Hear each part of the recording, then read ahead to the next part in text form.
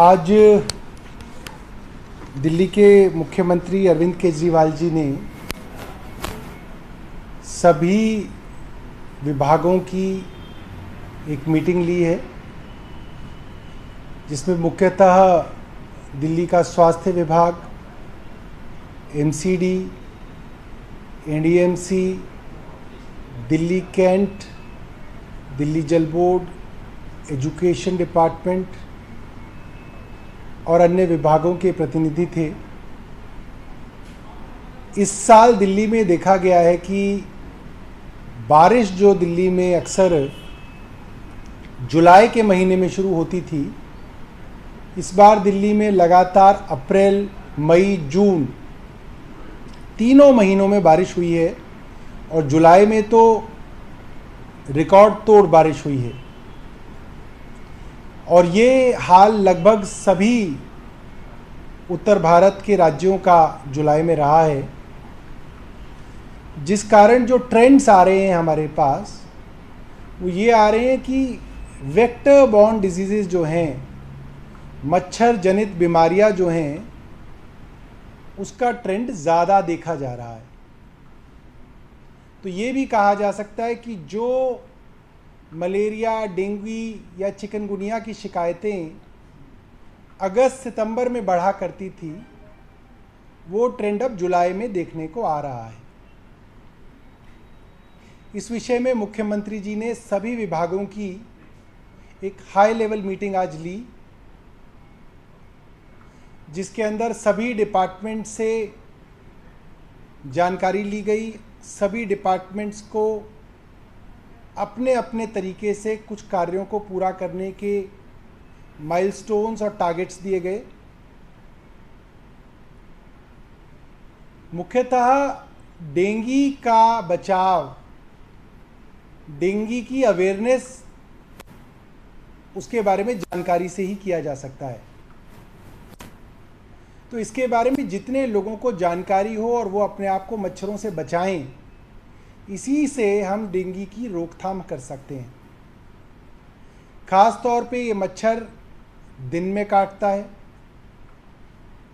और साफ पानी के अंदर पैदा होता है, यानी कि घरों की छतों पे अगर पानी इकट्ठा हो जाए, घरों के अंदर फूलदान में पानी इकट्ठा हो जाए, टूटे पुराने डब्बों बर्तनों के अंदर पानी इकट्ठा हो, फ्रिज के नीचे ट्रे में पानी इकट्ठा हो, एसी से गिरता हुआ पानी आपके घर के किसी कोने के अंदर इकट्ठा हो, पुरानी किसी कंस्ट्रक्शन साइट के ऊपर पानी इकट्ठा हो, कोई एबेंडेंड बिल्डिंग हो, जैसे कई जगह इलाकों के अंदर कुछ बिल्डिंग्स होती हैं जो खाली कर देते हैं लोग, उसमें कोई रहता नहीं है मगर उसमें पानी कहीं पे जमा हो जाता है। तो ये वो जगह हैं जहाँ पे अक्सर डेंगू का मच्छर उत्पन्न होता है।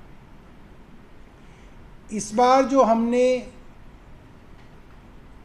इसकी जीनोम सीक्वेंसिंग कराई है कि कौन सा स्ट्रेन है डेंगू का जो इस बार फैल रहा है, तो 20 सैंपल में से 19 सैंपल टाइप 2 डेंगू के हैं। तो इसमें एक बात ऐसी है जिससे थोड़ी पॉजिटिव है, एक बात ऐसी है जो थोड़ी नेगेटिव है। एक तो टाइप 2 जो डेंगू है, इसके अंदर जो है खतरा ज़्यादा रहता है, मगर क्योंकि ज़्यादातर केसेस टाइप 2 के निकले हैं, इसलिए ये बात भी कही जा सकती है कि कोई दो स्ट्रेन नहीं है, ज़्यादातर एक ही स्ट्रेन है जो प्रेवलेंट है, जिसकी वजह से बीमारी जो है बहुत ज़्यादा गंभीर नहीं भी होती है। मगर इससे एहतियात जो है वो कम नहीं करने, और ख़ास तौर पे स्कूल के बच्चों के विषय में एहतियात रखने के लिए कहे गए हैं। एजुकेशन डिपार्टमेंट को हमने जुलाई के पहले हफ्ते के अंदर निर्देश दिए थे कि सभी स्कूलों को, सरकारी स्कूल हो, एमसीडी के स्कूल हो, प्राइवेट स्कूल हो, वहाँ निर्देश दिए जाएं कि बच्चे पूरी आस्तीन की कमीज़ पहन के ही आएंगे और पूरे ढकने वाले कपड़े पहन के आएंगे। Full sleeve shirts, full pants बच्चे पहने, अगर लड़कियां स्कर्ट पहन रही हैं तो उसके नीचे स्लैक्स पहने, और स्कूल ड्रेस में अगर अलाउड ना हो तो भी स्कूल्स उसको अलाउ करें। अगर किसी बच्चे के पास स्कूल ड्रेस की फुल स्लीव्स की कमीज नहीं है तो उसको घर की फुल स्लीव्स की कमीज या घर की फुल स्लीव्स की ट्राउजर अलाउ की जाए, उसको जो है स्कूल वाले रोके ना। ये निर्देश एजुकेशन डिपार्टमेंट की तरफ से दिए जा चुके थे, मगर मैंने देखा कि इसका पालन नहीं देखा होते हुए। मैंने देख रहा हूं सुबह सुबह बहुत सारे बच्चे जो स्कूल में जा रहे हैं वो शॉर्ट्स पहन के जा रहे हैं, हाफ शर्ट्स पहन के जा रहे हैं। इसका मतलब स्कूलों को अभी तक निर्देश सख्ती से पालन करने के लिए नहीं कहा गया है। तो मुख्यमंत्री जी ने कहा है डायरेक्टर एजुकेशन को कि आप इसको इंश्योर कीजिए। डायरेक्टर एजुकेशन ने कहा है उसको तुरंत कराएंगे। डेंगी होमवर्क सब स्कूलों में बच्चों को दिया जाएगा। एक तरीके की एक डेंगी की रिपोर्ट कार्ड बच्चों को दी जाएगी कि आप अपने घर में जाएं, एक हफ्ते अपने घर के अंदर चेक करें कहीं पे कोई पानी तो नहीं जमा हो रहा, उस रिपोर्ट कार्ड को भरें और अगले हफ्ते स्कूल में जमा करें। अगले हफ्ते स्कूल के टीचर उसको चेक करें और उसके फिर अगले हफ्ते दोबारा रिपोर्ट कार्ड दी जाए कि अब आप दोबारा अपने घर में इसको चेक करें। ये रिपोर्ट कार्ड सब बच्चों के लिए, चाहे वो गवर्नमेंट स्कूल हो, एमसीडी स्कूल हो, प्राइवेट स्कूल हो, सबके लिए अनिवार्य है। तो एजुकेशन डिपार्टमेंट को निर्देश दिए गए हैं कि इसको सख्ती से इसका पालन कराया जाए। हेल्थ डिपार्टमेंट को मुख्यमंत्री जी ने आदेश दिए हैं कि वे अपने यहाँ डेंगी के लिए अलग से बेड्स रिजर्व करें। डेंगी की दवाई पैरासीटामोल वो उपलब्ध हो अस्पतालों में, डिस्पेंसरीज में, मोहल्ला क्लिनिक्स में, वो इंश्योर किया जाए। सभी केमिस्ट्स और इस तरीके के अस्पतालों को भी एडवाइजरी दी गई है कि बुखार आदि के अंदर एस्प्रिन, डिस्प्रिन, इस तरीके की इबोफ्रेन, इस तरीके की दवाइयाँ ना दी जाएं, क्योंकि इससे खून पतला होता है और इससे डेंगी और ज़्यादा नुकसान करता है। तो लोग अपने आप को खुद दवाई ना लें। अगर आपको बुखार है तो डॉक्टर की सलाह से ही दवाई लें और सेफेस्ट पैरासीटामोल ही लें। अपने हिसाब से खुद अपना उपचार ना करें, वो आपके लिए हानिकारक हो सकता है। अस्पतालों को ज़ीरो टॉलरेंस जोन डिक्लेयर किया गया है ताकि वहाँ पे किसी भी तरीके की ब्रीडिंग जो है वो ना देखी जाए। अलग अलग विभागों को निर्देश दिए गए हैं कि उनको क्या क्या काम करने हैं। हेल्थ डिपार्टमेंट को कहा गया है कि वो रोज़ कितने लोगों को डेंगू पॉजिटिव पाया जा रहा है इसकी सूचना मीडिया के ज़रिए लोगों को तक पहुँचे, ताकि लोग अवेयर रहें। लोगों को ऐसा ना लगे नहीं डेंगू तो नहीं फैल रहा है, हमें क्या ज़रूरत है एहतियात करने की। ये जानकारी मीडिया के ज़रिए लोगों को पहुँचाई जाएगी। एमसीडी से कहा गया है कि वो इंश्योर करें कि उनके डोमेस्टिक ब्रीडिंग चेकर्स डीबीसीज जो हैं, एक एक घर में जाके चेक करें कि वहाँ पे ब्रीडिंग तो नहीं हो रही, मच्छर तो नहीं पनप रहे, और अगर कोई पाया जाता है तो उसको चालान करें। चालान का पैसा भी बढ़ा दिया गया है। अगर किसी के घर में ब्रीडिंग पाई गई तो 1000 रुपये का चालान किया जाएगा, और अगर किसी के कमर्शियल एस्टेब्लिशमेंट में पाया जाएगा तो 5000 रुपये का चालान किया जाएगा।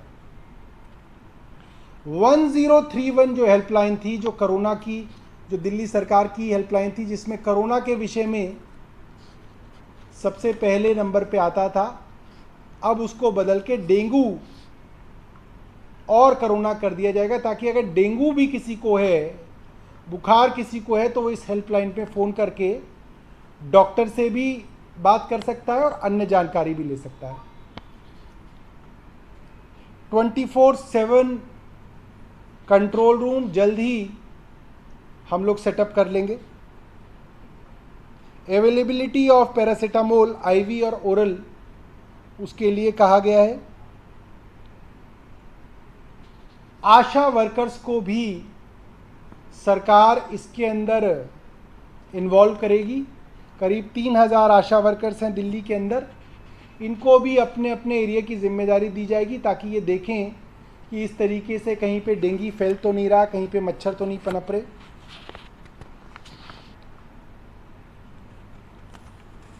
मेट्रो से हमने विशेष तौर पे बात की थी कि मेट्रो अपने मेट्रो स्टेशंस पे ये वाली अनाउंसमेंट अगर करे तो इससे भी अवेयरनेस फैल सकती है। तो मेट्रो ने ये अनाउंसमेंट करनी शुरू कर दी है, हम मेट्रो का भी बहुत धन्यवाद करना चाहते हैं। Dengue homework card, full sleeve clothing for schools मैंने आपको बता दिया।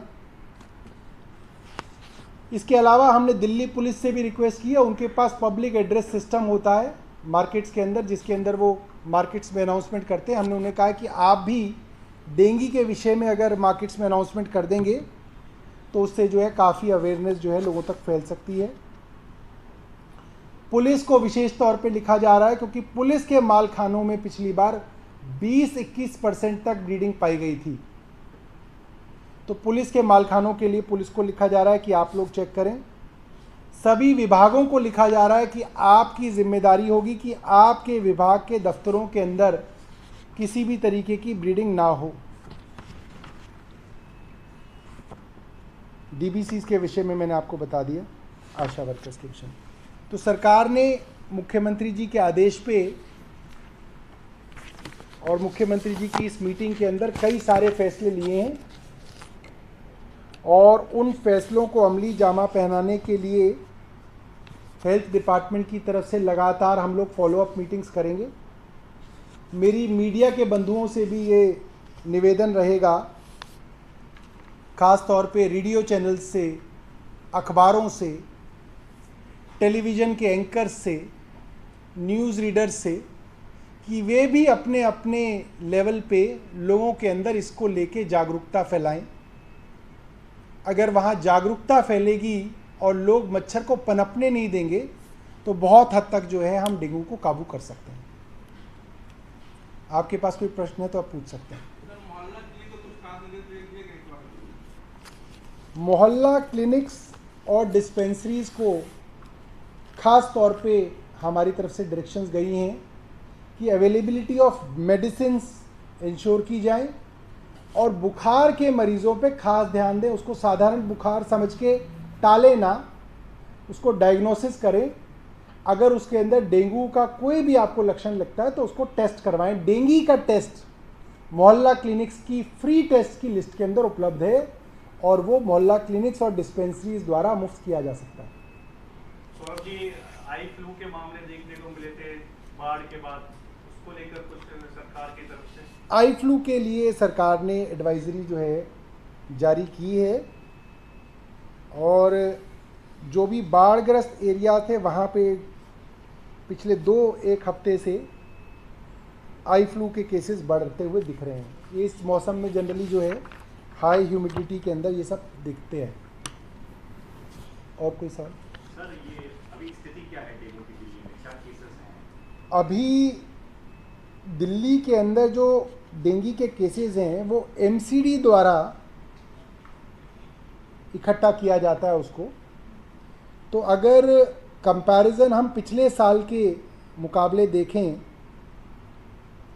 तो जुलाई में 2021 में 16 केसेस थे, जुलाई में 2022 में 26 केसेस थे, जुलाई में 2023 में 65 केसेस आ चुके हैं। तो ट्रेंड अपवर्ड है, राइजिंग है। और इसका मेन मुख्य कारण ये है कि बरसात जो है दिल्ली में ज़्यादा भी हुई है और काफ़ी पहले से भी हो रही है। जो केसेस हमारे पास आए हैं उसके अंदर बहुत सारे केसेस बताए जाते हैं कि वो दूसरे आसपास के पड़ोसी राज्यों के भी हैं, मगर वो अगर पड़ोस में भी डेंगू के केसेस बढ़ते हैं तो इसका मतलब ये है दिल्ली में भी वो केसेस बढ़ेंगे, क्योंकि जनरली जो है पूरे नॉर्थ इंडिया का सिमिलर ट्रेंड होता है। कई बार डायग्नोसिस दिल्ली के अंदर ज़्यादा होता है क्योंकि दिल्ली में टेस्ट वगैरह की फैसिलिटी जो है वो मुफ्त में उपलब्ध रहती है, मगर मुझे लगता है कि दिल्ली सरकार जो है इसके लिए जो है चौकन्ना रहना चाहेगी और हम अपने सारे मेडिकल सिस्टम को भी हाई अलर्ट पे करेंगे।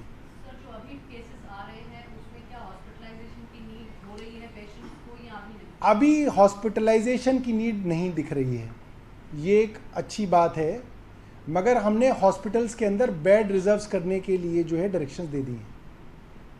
सर, एक कंझावला वाला मैटर था जो लड़की को गाड़ी के नीचे मार दिया गया था, उस पर कल कोर्ट ने कहा है कि हत्या का मामले में दर्ज होना चाहिए, जो आप भी मांग कर रहे थे काफी लंबे समय से।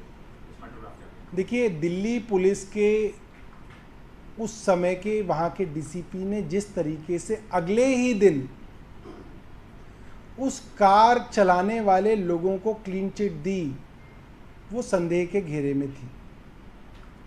ये बात कोई भी आदमी नहीं मान सकता कि किसी गाड़ी के नीचे 20 किलोमीटर तक लाश घसीटी जाए और गाड़ी चलाने वाले और गाड़ी में बैठे हुए लोगों को ना पता चले।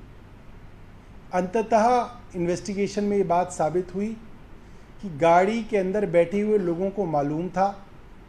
थोड़ी देर आगे जाके उन्होंने गाड़ी रोकी, 600 मीटर बाद उन्होंने नीचे देखा, देख के उन्हें पता चल गया कि लड़की उसके नीचे फंसी हुई है, मगर इसके बावजूद उन्होंने उस लड़की की एक निर्मम हत्या करने की एक मिलीजुली कोशिश की और उस कारण जो है उस लड़की की जो है मृत्यु हो गई।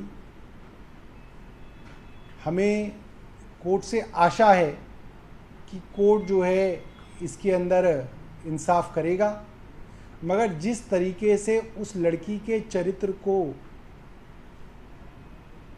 उस लड़की की मृत्यु के बाद भी उसके चरित्र की हत्या करने की कोशिश पुलिस द्वारा की गई, वो बहुत ही शर्मनाक था। पुलिस को और पुलिस के अफसरों को इस सब चीज़ों के अंदर शामिल नहीं होना चाहिए था।